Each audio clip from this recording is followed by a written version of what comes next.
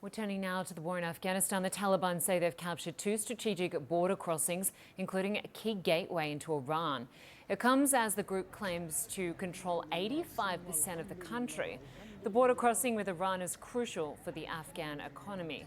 The World Bank says about 15% of Afghanistan's imports enter through the Iranian border. Well, US President Joe Biden said this was expected and that it's now time for the Afghan government to control its fate. He announced that US forces will pull out of the country by the end of August.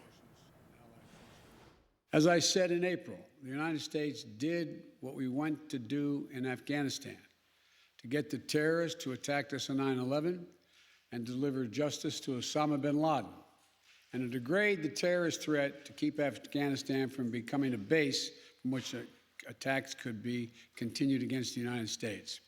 We achieved those objectives. That's why we went. We did not go to Afghanistan to nation build.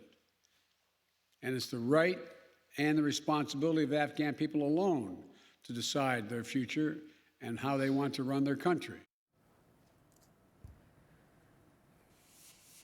We're joining us live now with Perspective is former US Ambassador to Afghanistan, Iraq, Pakistan and Syria, Ryan Crockett. Good to have you with us, Ambassador.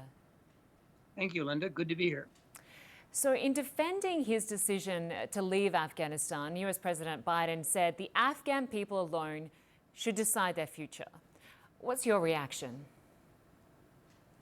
Well, it was an unfortunate statement following a very unfortunate policy decision to pull all the way out.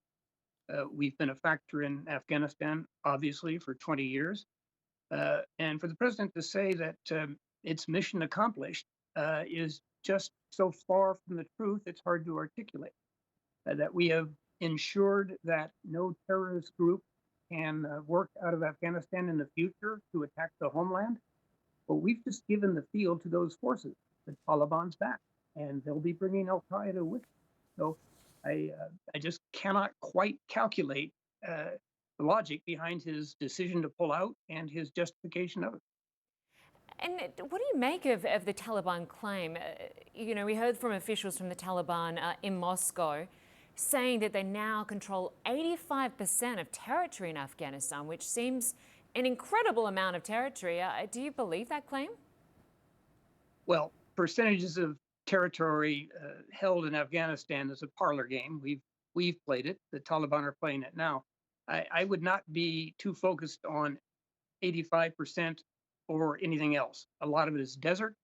I think the real factor to look at here is, can they hold and control a provincial capital? So far, that has not happened, but I'm afraid it will. And of course, when you listen to the numbers, the US president says, looking at the number of troops that Afghanistan has, they've got 300,000 versus about 70,000 Taliban fighters. How does that play out? And what do you make of those numbers in US President Biden's defense, saying that Afghanistan have the military wherewithal to take on the Taliban? Again, we've put a lot of effort into the Afghan National Security Forces, and they've paid with their own lives. They've been tremendous fighters in a tough war. What the president has done, though, is to take us off the field. Much of the Afghan ground doctrine involves the Air Force and the Air Force's ability to sustain operations forward. Well, the Air Force is going out of business in Afghanistan because we're pulling all our contractors out too. In general, what has happened, I think, is that the president has, in one stroke, really given the Taliban victory. He has created fear and uncertainty on the part of the Afghan government and its security forces about our staying power. So it is a time of confusion, and whatever the numbers are, the Taliban will benefit from that. I mean, we have given them agency. It's not over to the Afghan government, it's over to the Taliban.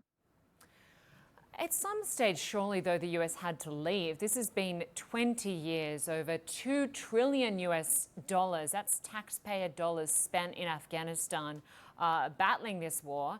And of course, there's the human toll, the lives lost, both military members in the US, NATO military members, and of course, civilians in Afghanistan. At what point should the US leave, if not now? We shouldn't be talking about victory or winning. What we should be talking about is the reason that brought us to Afghanistan in the first place. It wasn't nation building. It was to prevent Al Qaeda or anything like Al Qaeda from having a safe staging area to attack us in the United States. That is what this is about. And I don't think any of us who served there ever really lost track of that. It's pretty clear. We have had casualties. I saw too many of them when I was there as ambassador, 2011, 2012. The total so far, over 20 years, a little less than 1,900. That's a terrible number. But compare it to how many lives were lost in the Twin Towers in one awful morning, 3,000.